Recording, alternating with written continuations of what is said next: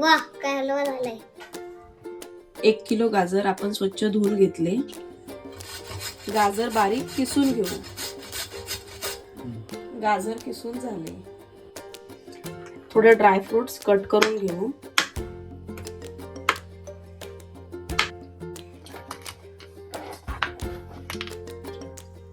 गॅसवर पॅन ठेवून 1 चमचा साजूक तूप, कट केलेले ड्रायफ्रुट्स लाल होईपर्यंत भाजू. छान लाल होईपर्यंत भाजून घ्यायचे. आपण 1 किलो गाजर आणि 1 लिटर दूध घेतलंय.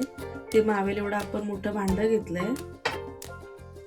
1 वाटी साजूक तूप.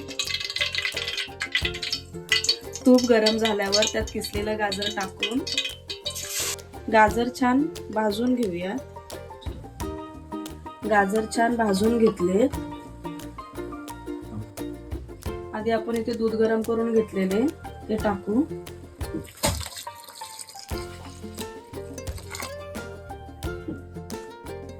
मिक्स करू.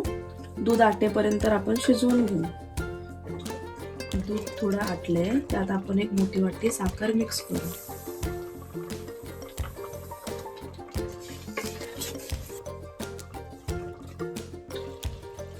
दूध पूर्ण आटलं आहे. त्यात आता आपण 2 चमचे वेलची पावडर टाकू. फ्राय केलेले ड्रायफ्रुट्स